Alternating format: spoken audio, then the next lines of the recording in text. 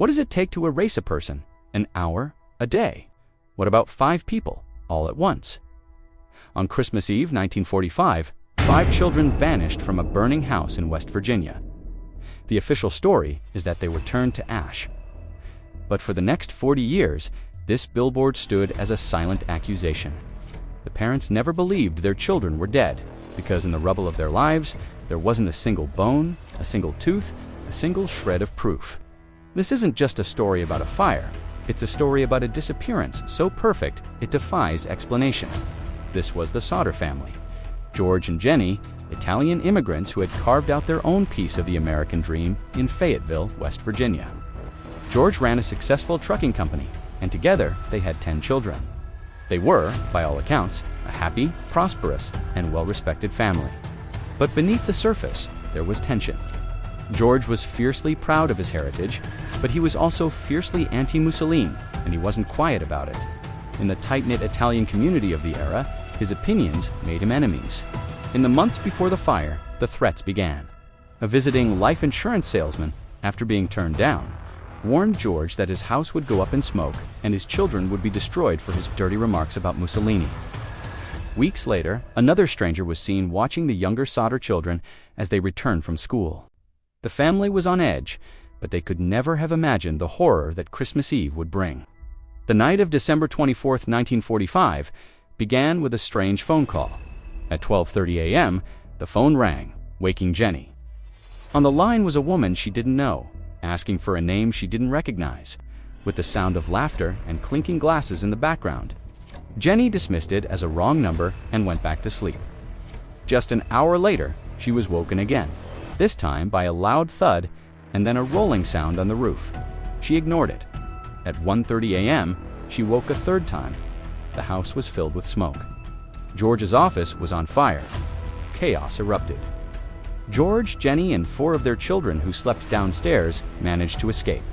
But upstairs, trapped in the attic bedrooms, were Morris, Martha, Louie, Jenny, and Betty. 5 children aged 5 to 14. Every attempt at rescue was met with an impossible failure. The ladder that George always kept propped against the house was gone. He ran to his 2 coal trucks to pull them up to the window, but neither would start, despite working perfectly the day before. The phone line was dead. A neighbor who ran to a nearby tavern to call for help could unget through to the operator. The Fayetteville Fire Department, just 2.5 miles away, wouldn't be notified until 7 a.m. and wouldn't arrive until 8 a.m. by then. The Sodder family home was nothing but a smoking hole in the ground. The official verdict came swiftly. The 5 children had tragically died in the fire. The cause was listed as faulty wiring, but for George and Jenny, the nightmare was just beginning. Jenny, a practical woman, began sifting through the ashes herself, expecting to find the remains of her children. She found nothing. No bones, no skulls, no human tissue. Fire Chief F.J. Morris told them the blaze had been hot enough to completely cremate the bodies. But a local crematorium employee contacted Jenny and told her this was impossible. Human bones would have remained even after a 2-hour cremation at 2,000 degrees, far hotter and longer than the 45-minute house fire. The family's suspicion turned into a private investigation. They discovered the telephone repairman, who confirmed their phone line hadn't been burned, it had been deliberately cut. A bus driver came forward, claiming he saw people throwing balls of fire at the house around the time the fire started. And then came the most bizarre discovery of all. Years later, facing pressure, Fire Chief Morris made a stunning confession. He admitted he had found something in the ashes. A single object he thought was a human heart. He claimed he buried it in a metal box. When George had the box exhumed, a local funeral director examined the contents. It wasn't a heart, it was fresh beef liver, completely untouched by the fire. The chief had lied. Convinced their children had been kidnapped, the Sodders dedicated their lives and fortune to finding them. In 1952, they erected that iconic billboard on Route 16, offering a $10,000 reward. For decades, it was a landmark of loss and a symbol of unwavering hope.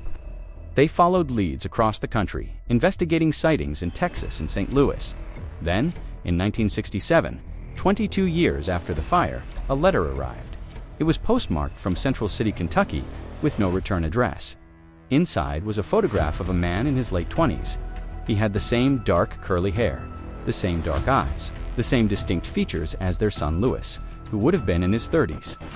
On the back of the photo, a cryptic, handwritten note read, "Louis Sodder, I love brother Frankie. I lil boys. A 90132 or 35. The Sodders were electrified. This was the proof they had been waiting for. They hired a private detective to go to Kentucky and investigate the lead. But the detective took their money, went to Kentucky, and was never heard from again. The trail, and their hope, went cold. George and Jenny Sodder died without ever knowing what happened to their children. They left the billboard up until the very end. Was it an impossible accident, compounded by a series of bizarre coincidences and local incompetence? Or was it a meticulously planned kidnapping and arson, a vendetta against George Sodder, protected by a deliberate cover-up? The fire may have gone out, but the questions still burn. The fate of the Sodder children is a ghost in American history, a 70-year-old mystery with no final chapter. Some disappearances leave behind questions, others leave behind a warning. If you found this story haunting, wait until you learn about the chilling final flight of Frederick Valentich. The pilot, who vanished after reporting a UFO, was orbiting above him